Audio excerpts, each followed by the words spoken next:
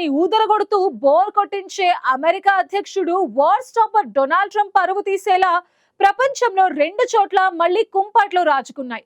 సుంకాలు విధిస్తానంటూ బెదిరించి 2 నెలల క్రితం ఆయన ఆగ్నేషియా దేశాలైన థాయిలాండ్, కంబోడియాల మధ్య సాగుతున్న యుద్ధాన్ని ఆపి సఖ్యత కుదిర్చారు. కానీ కొన్ని రోజులకే యథాపూర్వక స్థితికి వచ్చేశాయి.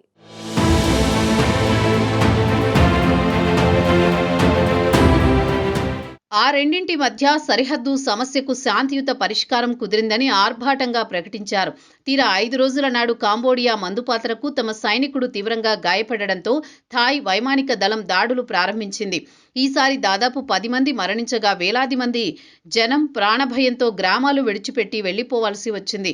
సమస్య మూలమేమిటో తెలుసుకోకుండా ఇరుపక్షాలు ఎలాంటి పరిష్కారాన్ని కోరుకుంటున్నాయో గ్రహించకుండా, అందుకు ఏర్పడుతున్న అడ్డంకులేమిటో అర్థం చేసుకోకుండా ఒక ఫోన్ కాల్తో 1-2 బెదిరింపులతో అంతా సమసిపోతుందనుకుంటే అవి మళ్లీ తలెత్తుతూనే ఉంటాయి. ట్రంప్ దౌత్యం విఫలం కావడానికి కారణం ఇదే.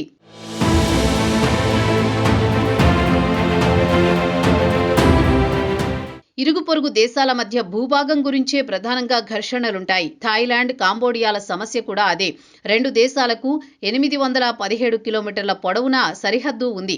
ఫ్రాన్స్ దురాక్రమణలో కాంబోడియా ఉండగానే 100 ఏళ్ల క్రితం థాయిలాండ్లో పేచీ ఏర్పడింది. 1953లో స్వాతంత్ర్యం వచ్చిన నాటి నుంచి దాన్ని పరిష్కరించుకుందామని కాంబోడియా ప్రయత్నిస్తోంది. కానీ 2 వైపులా పుట్టుకొచ్చే జాతీయవాద ధోరణులు అందుకు అడ్డంకిగా మారాయి. 2008లో వివాదాస్పద భూభాగంలోని 11వ శతాబ్ద నాటి హిందూ దేవాలయాన్ని యునెస్కో ప్రపంచ వారసత్వ సంపదల జాబితాలో చేర్చినప్పుడు అది తమదే అని కాంబోడియా ప్రకటించుకోవడంతో ఘర్షణలు తలెత్తాయి.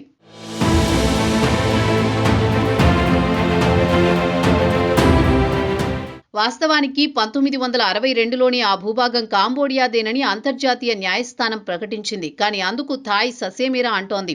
మొన్న జూలైలో ఇరువైపులా 50 మంది మరణానికి దారితీసిన ఘర్షణలు రాజుకున్నప్పుడు అప్పటి థాయ్ ప్రధాని పెటెంగో టార్న్ షినవత్రా కాంబోడియా మాజీ ప్రధాని హున్ సెన్తో జరిపిన ఫోన్ సంభాషణలు లీక్ అయ్యి ఆమె పదవి పోగొట్టుకున్నారు. తమ సైన్యం కూడా సరిగా వ్యవహరించడం లేదని ఆమె అంగీకరించడం దేశంలో పెద్ద దుమారం లేపింది.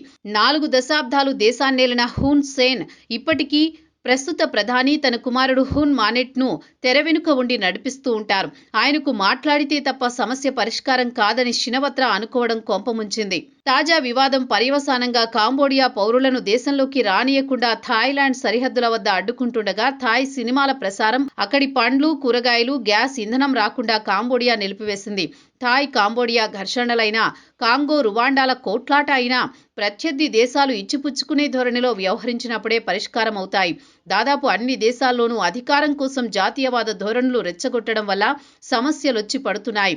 థాయిలాండ్లో వచ్చే ఫిబ్రవరి 6న ఎన్నికలు జరగబోతున్నాయి.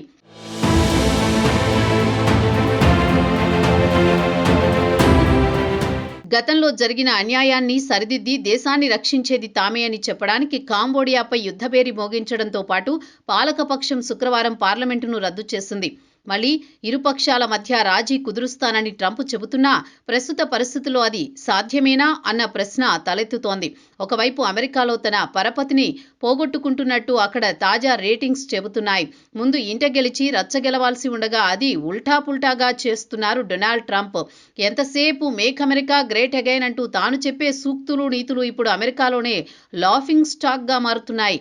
మొత్తానికి రెండోసారి అమెరికా అధ్యక్షుడి అయిన తర్వాత ట్రంప్ చేస్తున్న అహంకారపు పనులు, అర్థం లేని నిర్ణయాలు ఆయనను ప్రపంచానికి దూరం చేస్తున్నాయి.